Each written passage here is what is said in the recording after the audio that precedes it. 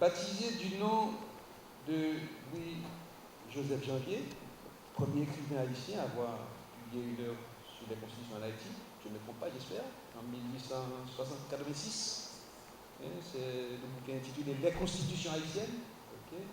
Alors, la chaire Louis-Joseph Janvier sur le constitutionnalisme haïtien se présente comme un espace de recherche, de formation, d'information, de documentation, tendant à promouvoir la réflexion et le débat sur le sens que prend en Haïti cette théorie du droit qui affiche la primauté de la Constitution dans la hiérarchie des normes juridiques et qui fait une place centrale au contrôle de la constitutionnalité des lois. Et puisque, comme vous le savez, la loi est le vecteur de la mauvaise conduite des détenteurs de pouvoir, rappelez-vous, c'est la loi qui crée le corps des volontaires de la sécurité nationale, c'est le décret, c'est la loi qui déclare la mort civile du citoyen, c'est aussi la loi qui instaure le régime nazi. Donc pour cette raison, la Constitution se présente comme étant le dernier rempart de protection du citoyen contre les risques d'arbitraire de la loi portés par les détenteurs du pouvoir politique. Alors une telle doctrine peut paraître naïve pour l'haïtien, à qui on répète et qui constate souvent que Constitution c'est papier, baïonnette c'est fait. Dans un pays où très souvent, trop souvent, le fait politique prime le droit, dans un pays où l'ordre établi par les urnes est rompu par les sabots du béton, je peux dire par les talons qui quittent du béton, quel sens revêt ici le concept de hiérarchie des normes? La manière, par exemple, dont le déverrouillage de la Constitution de 1947 a été effectué pour rendre possible son amendement peut alimenter les doutes sur la notion de Constitution comme dernier rempart. Voici le genre d'interrogation que la chaire prétend soulever sereinement, avec la distance par rapport aux postures partisanes qu'impose l'exigence scientifique de comprendre et d'expliquer. L'exemple haïtien, qui abonde de faits insolites et inaccoutumés dans le domaine de la gouvernance, pourrait même inspirer avec une certaine vigueur prémonitoire l'émergence de nouveaux paradigmes dans l'analyse des problèmes de la gouvernance de notre société moderne. Haïti est peut-être, sous ce rapport, un pays de prémices. Depuis déjà plus d'un an que les membres du conseil scientifique se réunissent régulièrement avec la titulaire, ces familles de questions ont alimenté nos réflexions d'une manière obsédante et parfois même éprouvante. Je ne vous cacherai pas que le double statut de la titulaire de cette chaire, par ailleurs secrétaire général de parti politique fort engagé dans la lutte pour la conquête du pouvoir, a fait également l'objet de débats intenses, passionnés. Comment faire alors la démarcation entre la posture du chef de parti qui se place dans une logique de rapport au pouvoir et celle du chercheur scientifique qui est naturellement dans un autre registre, celui du rapport à la vérité? Depuis la naissance d'Haïti jusqu'en 1907, jusqu'à la Constitution de 1907, être haïtien, tout individu né d'un haïtien ou d'une haïtienne. Ceci était nécessaire à l'aube de l'indépendance, parce que si l'on disait que les haïtiens, tous ceux qui sont nés de père ou de mère et de père haïtien, cela rendrait apatride pas mal de personnes, puisque le père n'était pas connu.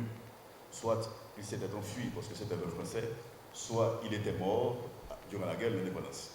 Donc il fallait donc bien, et là j'anticipe un peu sur ce que dira Sibylle tout à l'heure, que la mère puisse donner la nationalité.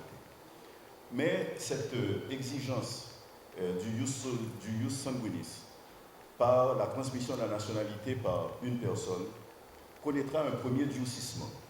Un premier durcissement lors du décret du 6 novembre 1984 qui oblige, pour qu'on soit haïtien à la naissance, que les deux parents soient haïtiens si l'on naît à l'étranger.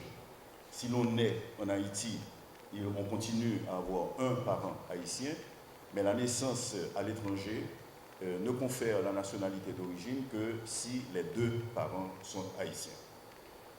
Ce premier durcissement connaîtra un autre tour de vis. Un autre tour de vis que nous trouvons dans la Constitution de 1987, où on définit la nationalité d'origine comme étant l'individu né d'un parent haïtien, né lui-même haïtien. Cela veut dire que depuis 1987, pour les personnes nées après 1987, on est haïtien d'origine à la 3e génération. Parce que quelqu'un peut être haïtien par naturalisation, il donne naissance à un enfant qui est haïtien par la naissance, mais pas encore haïtien d'origine. Celui-ci deviendra haïtien d'origine au regard de la Constitution de 87, lorsque lui-même aura engendré. Alors, quid des enfants nés des haïtiens naturalisés? Ils se retrouvent dans les limbes juridiques. Mais ceci est paradoxal, puisque nous assistons à une évolution législative à rebours de notre histoire.